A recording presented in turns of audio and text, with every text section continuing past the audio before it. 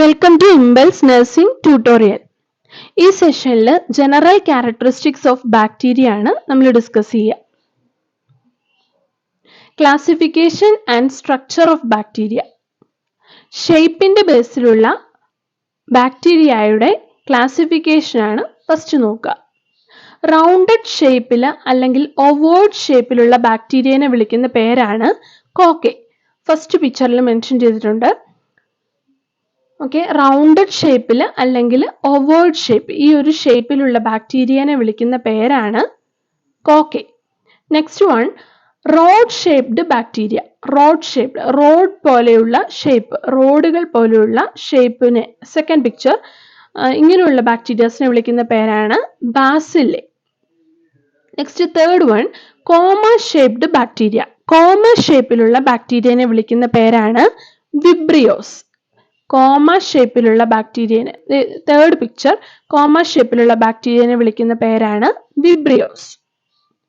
Okay, next one, rigid spirals. Rigid ആയിട്ടുള്ള spiral, വളഞ്ഞിരിക്കുന്ന rigid ആയിട്ടുള്ള സ്ട്രക്ചേഴ്സിനെ വിളിക്കുന്ന, അത്തരം ഷേപ്പിലുള്ള ബാക്ടീരിയയെ വിളിക്കുന്ന പേരാണ് സ്പൈറില്ല. എന്തുകൊണ്ടാണ് റിജിഡ് എന്ന് വിളിച്ചിരിക്കുന്നത്? അത് റിജിഡ് ആണ്, ഒരിക്കലും അതിന്റെ ഷേപ്പ് പിന്നീട് ചേഞ്ച് ചെയ്യാൻ പറ്റത്തില്ല. അത് സ്പൈറൽ ഷേപ്പാണ്, പക്ഷെ ആ ഒരു ഷേപ്പ് തന്നെ എപ്പോഴും മെയിൻറ്റെയിൻ ചെയ്യും. അതുകൊണ്ടാണ് റിജിഡ് എന്ന് പറഞ്ഞിട്ടുള്ളത്. അത്തരം റിജിഡ് ഷേപ്പിലുള്ള ബാക്ടീരിയനെ വിളിക്കുന്ന പേരാണ് spirilla. The fourth picture, this picture shows spirilla. Okay, next one, fifth one, that is flexible spirals. Flexible ആയിട്ടുള്ള സ്പൈറൽ ഷേപ്പ്, അതായത് എപ്പോൾ വേണമെങ്കിലും ഷേപ്പ് ചേഞ്ച് ചെയ്ത് വരാം, പക്ഷെ സ്പൈറൽ ഷേപ്പ് തന്നെയായിരിക്കും. ആ സ്പൈറൽസ് ചേഞ്ച് ചെയ്യും, അതിനെ ഇടയ്ക്കിടയ്ക്ക് പൊങ്ങിത്താന്ന് അങ്ങനെ ചേഞ്ച് ചെയ്തുകൊണ്ടിരിക്കും. അങ്ങനെയുള്ള ഒരു ഷേപ്പിലുള്ള ബാക്ടീരിയനെ വിളിക്കുന്ന പേരാണ് സ്പൈറോകീറ്റ്സ്. നമുക്ക് പിക്ചറിൽ കാണാൻ പറ്റും, ഫിഫ്ത്ത് പിക്ചർ, സ്പൈറോകീറ്റ്സ്.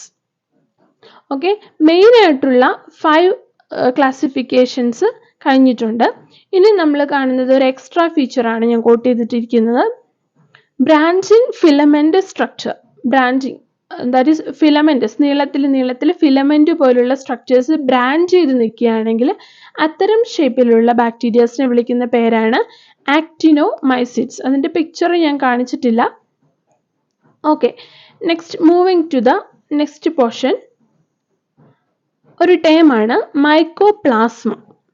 ഇത് നമ്മൾ യൂഷ്വലി എക്സാംസിന് കണ്ടുവരുന്ന ഒരു ക്വസ്റ്റ്യൻ ആണ്. നഴ്സിംഗ് സ്റ്റുഡൻസിനാണെങ്കിൽ ഡിഫൈൻ ക്വസ്റ്റ്യനിൽ കാണുന്ന ഒരു ക്വസ്റ്റ്യനാണ് മൈക്കോപ്ലാസ്മ. എന്താണ് mycoplasma?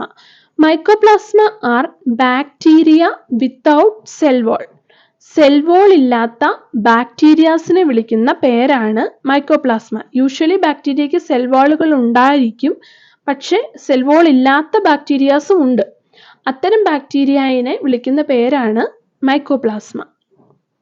Okay, moving to the characteristic arrangement of bacteria. ബാക്ടീരിയാസിനെ അറേഞ്ച് ചെയ്തിരിക്കുന്നതിന്റെ ബേസിൽ വിളിക്കുന്ന പേരുകളാണ് ഇനി നമ്മൾ നോക്കുക. അറേഞ്ച്മെന്റ്സിന്റെ ബേസിൽ ബാക്ടീരിയനെ വിളിക്കുന്ന പേരുകൾ.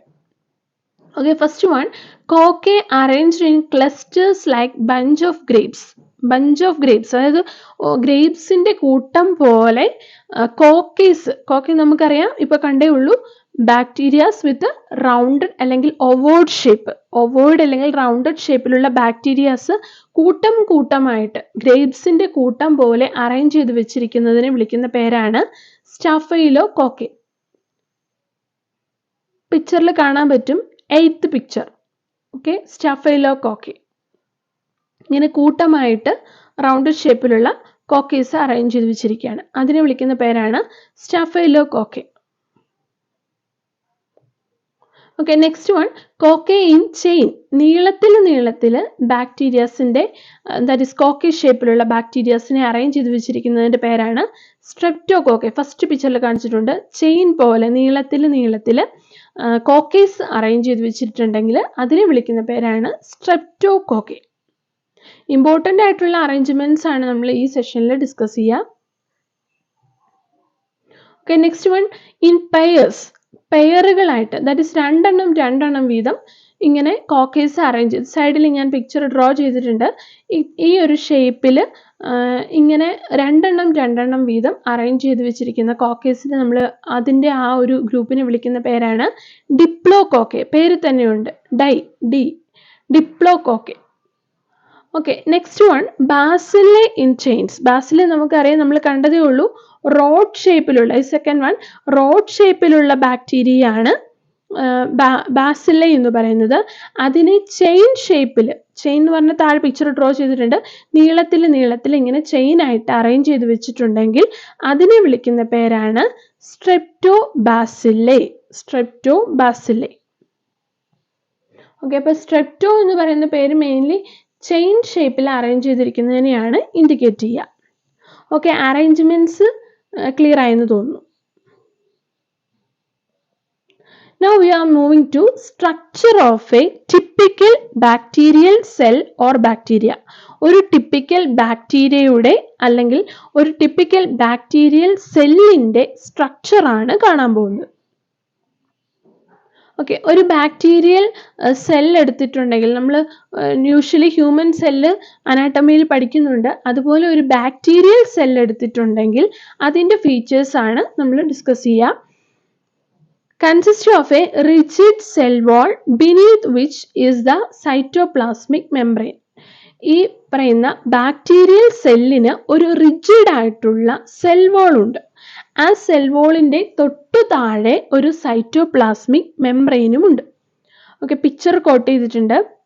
Ananthanarayanan and Paniker's textbook of മൈക്രോബയോളജിയിൽ നിന്നുള്ള പിക്ചറാണ് ഞാൻ കോട്ട് ചെയ്തിട്ടുള്ളത്. ഓക്കെ, നമുക്കിതിനകത്ത് കാണാൻ പറ്റും, ഒരു റിജിഡ് ആയിട്ടുള്ള സെൽ വോൾ ആണ് ബാക്ടീരിയയ്ക്കുള്ളത്. അതിൻ്റെ തൊട്ടു താഴെ ജസ്റ്റ് ബിനീത്ത് ഇറ്റ് ഒരു സൈറ്റോപ്ലാസ്മിക് മെംബ്രെയിനും ഉണ്ട്. പിക്ചറിൽ കാണിച്ചിട്ടുണ്ട്. റിജിഡ് ആയിട്ടുള്ള സെൽ വോൾ ചുറ്റുമുണ്ട്. അതുകൂടാതെ just inside that cytoplasmic membrane ഉണ്ട്. Okay, these together constitute cell envelope which encloses the protoplasm. പ്രോട്ടോപ്ലാസത്തിനെ എൻക്ലോസ് ചെയ്ത് നിൽക്കുന്ന സെൽ എൻവലപ്പ് ഫോം ചെയ്തിട്ടുള്ളത് ഈ രണ്ട് സ്ട്രക്ചേഴ്സ് കൊണ്ടാണ്. അതായത് ഈ ബാക്ടീരിയൽ സെൽ വോളിൻ്റെ ചുറ്റും സൈറ്റോപ്ലാസ്മിക് മെംബ്രെയിൻ ഉണ്ട്, സെൽ വോൾ ഉണ്ട്. ഇത് രണ്ടും കൂടി ചേർന്ന് സെൽ എൻവലപ്പ് ഫോം ചെയ്യും. ഈ സെൽ എൻവലപ്പാണ് ഉള്ളിലുള്ള പ്രോട്ടോപ്ലാസത്തിനെ കവർ ചെയ്തിട്ടുള്ളത്.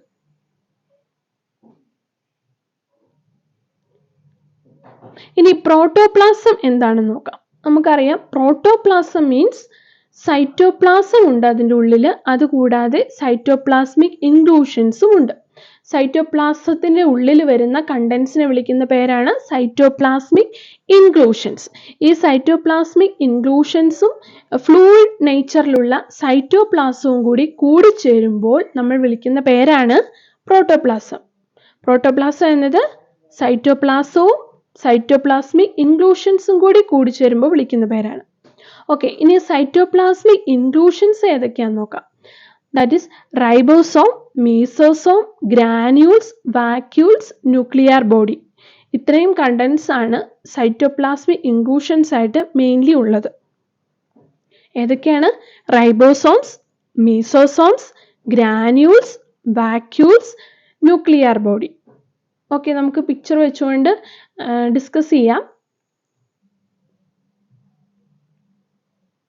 റൈബോസോംസിനെ പറ്റി പറയുവാണെങ്കിൽ, ribosomes are the centres of protein synthesis. Protein സിന്തസിസിന്റെ സെന്റർ എന്നറിയപ്പെടുന്നത് റൈബോസോംസ് ആണ്. പിക്ചറിൽ കോട്ട് ചെയ്തിട്ടുണ്ട് ദ റൈബോസോംസ്, ടോപ്പിൽ കാണിച്ചിട്ടുണ്ട്.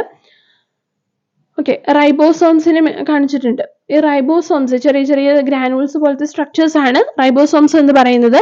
ഈ റൈബോസോംസിലാണ് പ്രോട്ടീൻ സിന്തസിസ് മെയിൻലി നടക്കുക. Next one, mesosomes are structures formed from the cytoplasmic membrane and are the principal sites of respiratory enzymes of bacteria. Respiratory enzymes store ചെയ്തിരിക്കുന്ന principal site ആണ് mesosomes എന്ന് പറയുന്നത്. ഇനി ഈ മീസോസോംസ് ഫോം ചെയ്തിട്ടുള്ളത് cytoplasmic മെംബ്രെയിനിൽ നിന്നാണ്. പിക്ചറിൽ കാണിച്ചിട്ടുണ്ട്, താഴെ മീസോസോം എന്ന് മെൻഷൻ ചെയ്തിട്ടുണ്ട്. ഈ മീസോസോംസ് ഫോം ചെയ്തിരിക്കുന്നത് നമുക്ക് പിക്ചറിൽ നിന്ന് തന്നെ കാണാൻ പറ്റും. സൈറ്റോപ്ലാസ്മിക് മെംബ്രെയിൻ ഉള്ളിലോട്ട് കയറി ഒരു സാക്ക് പോലെ ഒരു സ്ട്രക്ചർ ഫോം ചെയ്തിട്ടുണ്ട്. അതിനെയാണ് നമ്മൾ എന്ത് പറയുക? മീസോസോം എന്ന് പറയുക. ഈ മീസോസോമിലാണ് റെസ്പിറേറ്ററി എൻസൈംസ് ഓഫ് ബാക്ടീരിയ, ബാക്ടീരിയയുടെ റെസ്പിറേറ്ററി എൻസൈംസ് സ്റ്റോർ ചെയ്തിട്ടുള്ളത് ഈ മീസോസോംസിലാണ്. Okay, next one, inclusion body store nutrients within it. ഇനി നമുക്ക് പറയാനുള്ളത് ഇൻക്ലൂഷൻ ബോഡീസിനെ പറ്റിയാണ്. പിക്ചറിൽ കാണിച്ചിട്ടുണ്ട്, ബോട്ടത്തിൽ മെൻഷൻ ചെയ്തിട്ടുണ്ട് ഇൻക്ലൂഷൻ ബോഡി. ഇത്തരം ഇൻക്ലൂഷൻ ബോഡീസ് അതിൻ്റെ ഉള്ളിൽ ന്യൂട്രിയൻസ് സ്റ്റോർ ചെയ്യും. ബാക്ടീരിയയുടെ സെല്ലിൻ്റെ ഉള്ളിൽ പലതരം പ്രോസസ്സുകൾ നടക്കുന്നുണ്ട്. അതിനാവശ്യമായിട്ടുള്ള ന്യൂട്രിയൻസ് സ്റ്റോർ ചെയ്ത് വെക്കുന്നത് ഇൻക്ലൂഷൻ ബോഡിക്കുള്ളിലാണ്. ഓക്കെ, ഇനി some bacteria have around them a gelatinous layer. When this is well defined, it is known as a capsule. അതായത് ചില ബാക്ടീരിയകൾക്ക്, എല്ലാ ബാക്ടീരിയകൾക്കും ഇല്ല, ചില ബാക്ടീരിയകൾക്ക് അതിന് ചുറ്റും ഒരു ജെലാറ്റിനസ് ലെയർ ഉണ്ട്. അതിനെ നമ്മൾ അത് വെൽ ഡിഫൈൻഡ് ആയിട്ട് നമ്മൾ കാണുന്നുവെങ്കിൽ അതിനെ നമ്മൾ വിളിക്കുന്ന പേരാണ് ക്യാപ്സ്യൂൾ. ഇത്തരം ക്യാപ്സ്യൂളിലുള്ള ബാക്ടീരിയകളുടെ പ്രത്യേകത എന്ന് പറയുന്നത് it is concern with virulence. Virulence means relative ability of പത്തോജനിസിറ്റി.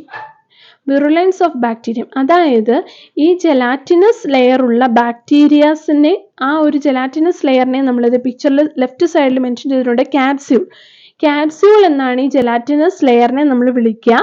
ഇത്തരം ക്യാപ്സ്യൂളുള്ള ബാക്ടീരിയകൾക്ക് കുറച്ചുകൂടി റെസിസ്റ്റന്റ് കപ്പാസിറ്റി ഉണ്ട്. അതുകൊണ്ട് തന്നെ ആന്റിബയോട്ടിക് പോലുള്ള ഏജൻസ് നമ്മൾ അപ്ലൈ ചെയ്യുമ്പോൾ ഈ ഒരു ക്യാപ്സ്യൂളുള്ള ബാക്ടീരിയ കുറച്ചുകൂടി റെസിസ്റ്റന്റ് ആയിട്ട് നിൽക്കുന്നതായിട്ട് കാണാം.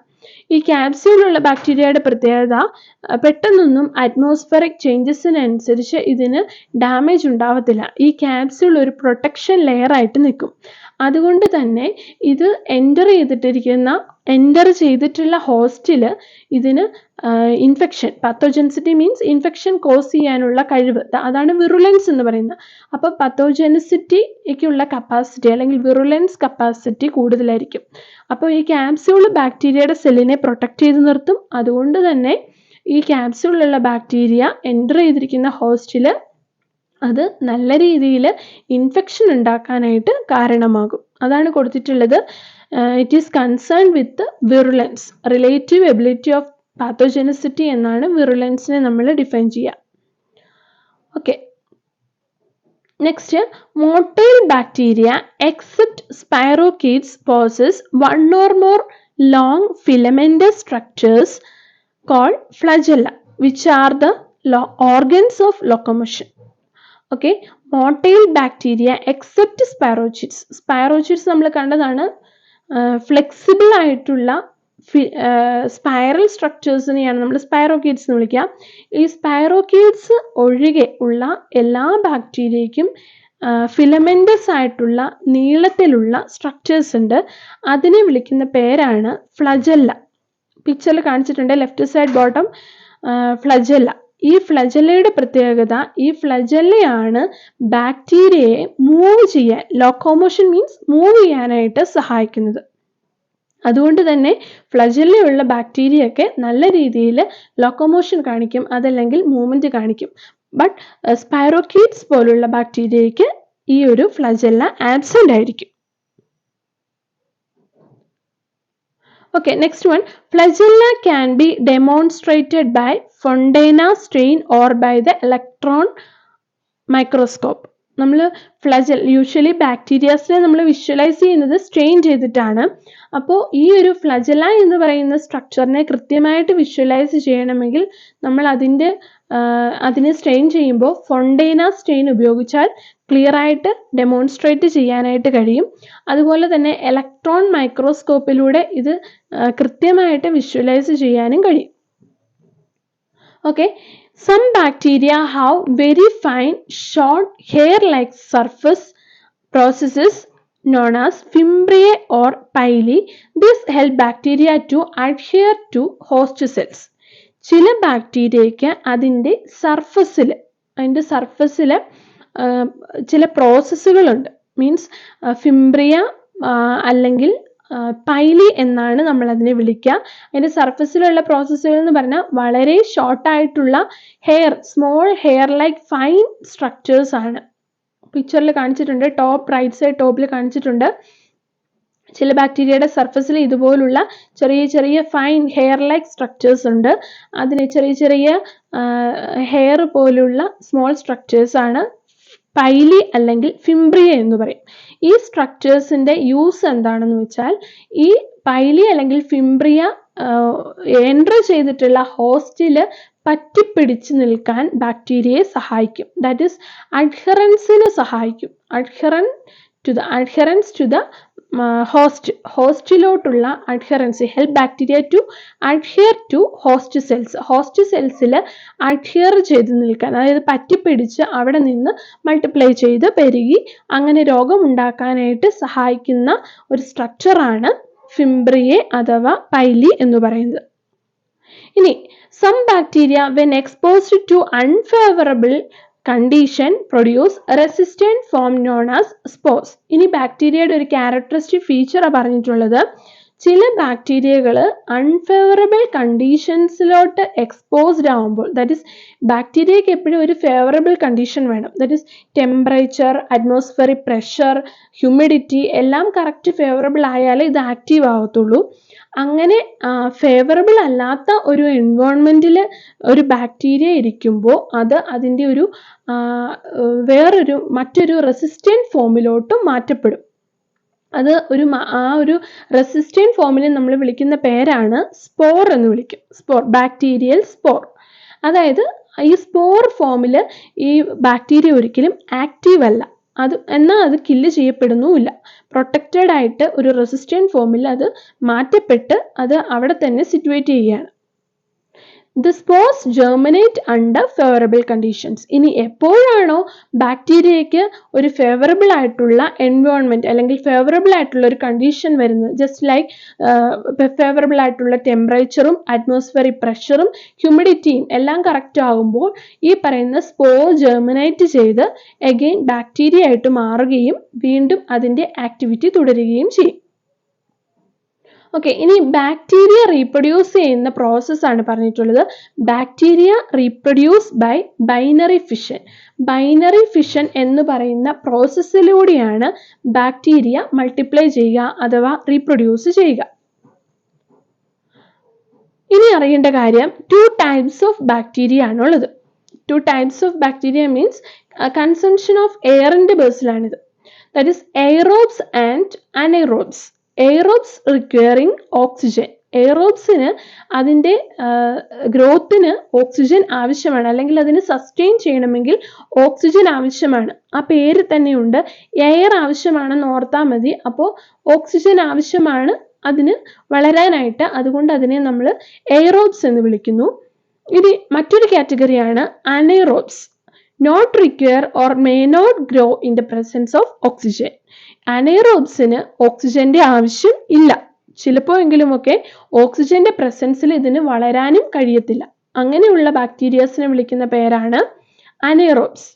ഓക്സിജന്റെ പ്രസൻസിൽ വളരില്ലാത്തതോ അല്ലെങ്കിൽ ഓക്സിജന്റെ പ്രസൻസ് ആവശ്യമില്ലാത്തതോ ആയിട്ടുള്ള ബാക്ടീരിയനെ വിളിക്കുന്ന പേരാണ് അനൈറോബ്സ്. ഓക്സിജൻ റിക്വയർ ആയിട്ടുള്ള ബാക്ടീരിയനെ വിളിക്കുന്ന പേരാണ് എയറോബ്സ്.